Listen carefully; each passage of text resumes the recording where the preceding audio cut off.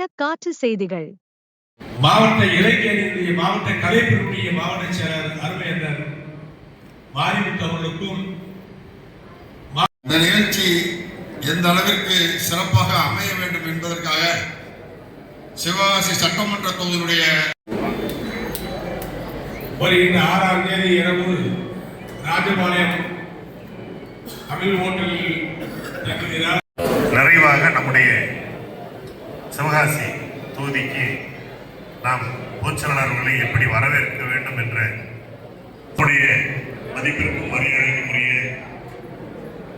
நம்முடைய இயக்கத்தின் 3வது அத்தியாயமாக புரட்சித் தலைவர் செல்வின் அவர்களுக்கும் மாவட்ட அம்மா பேருடைய இணைச்செயலாளர் முன்னாள் நகர்மன்ற உறுப்பினர் அன்பு சகோதரர் திருமுருகன் பழைய வைஸ் சேர்மன் சுடர்வெளி சசிகுமார் அவர்கள் மற்ற பகுதி கழக செயலர்கள் 6 பகுதி கழக செயலர் சவுந்தரா போன்றவர்கள் பகுதி கலைவாணி போன்றவர்கள் திமுக ஆட்சிக்கு வந்த உடனே யாரை குறிவித்தார்கள்? 2000 போலீஸை போட்டு 16 தனிப்படை போட்டு என்னை வேட்டையாடினார்கள். நான் பயந்தனா, பின்தங்கினா, ஒளிந்தனா, ஓடினா, போனேன், பிடித்தீர்கள், செய்தி அடைத்தீர்கள், சகித்துக் கொண்டேன். தனிமை சிறைக்குள்ளே ஒரு சிறை, இருட்டு அறையில் வைத்தீர்கள். ஒரு ஊர்வலத்தை கூட கொடுக்க விடாமல் தடுத்தீர்கள்.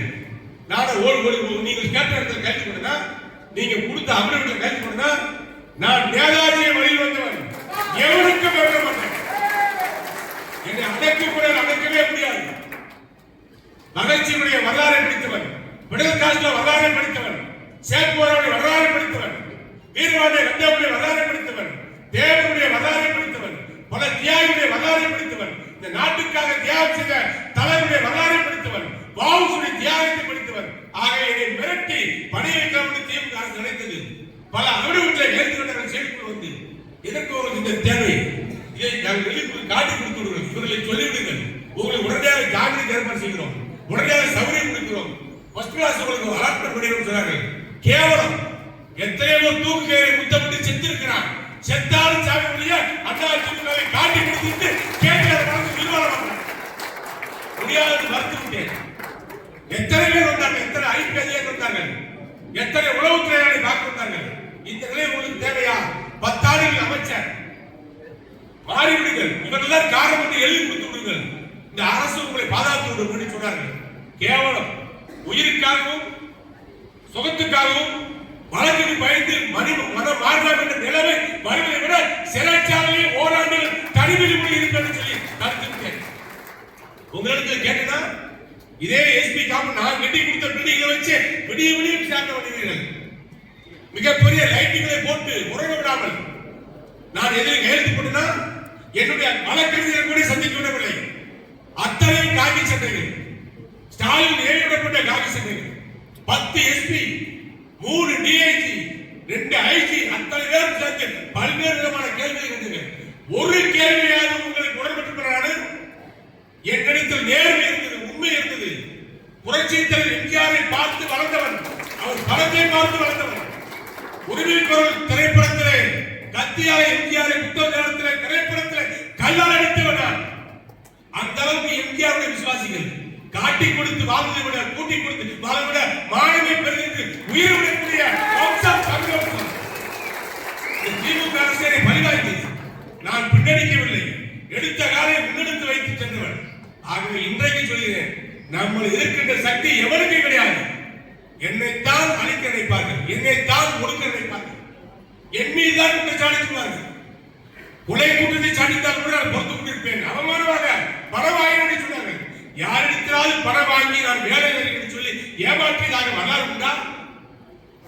கேட்டார் பாலத்தில் வந்தவருக்கு நன்கொடை கொடுத்திருக்கிறான், கோவில் கொடுப்பான்.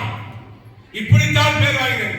கேவலம் என்ற இந்த திமுக ஆட்சியை அடித்து நொறுக்க வேண்டும். வீட்டுக்கு அனுப்பித்த பணியை நீங்கள் செய்ய வேண்டும். உங்களோடு துணையாக நான் இன்றைக்கு விடுகிறேன். நீங்கள் அத்தனை பேரும் அற்புதமாக பணியாற்றுங்கள்.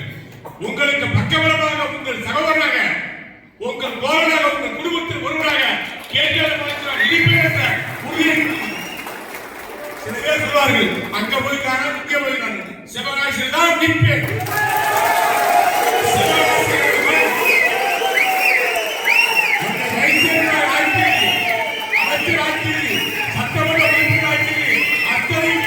நிச்சயம். நிச்சயம். நீங்கள் யார் எதிர்த்தாலும், யார் இருந்தாலும் உங்கள் ஆதரவோடு நாம் வெற்றி பெற்றிருக்கிறோம். இதை சொல்லி உங்கள் அத்தனை பேர்களுக்கும் நெஞ்சார்ந்த நன்றியார்ந்த வணக்கத்தை சொல்லி எனது மன குமுறலை சொல்லக்கூடிய பாக்கியத்தை கொடுத்த உங்கள் அத்தனை பேருக்கும் நெஞ்சார்ந்த நன்றியை சொல்லி வந்திருக்கிற நிர்வாகி அத்தனை நன்றியை சொல்லி ஒவ்வொருத்தரும் ஒரு சில நிமிடங்கள் பேசுவதற்காக நம்முடைய பொறுப்பாளர் அன்பு சோழர் ஜான்மந்தன் அவர்கள் சில கருத்துக்களை உரையாற்றுகிறார்.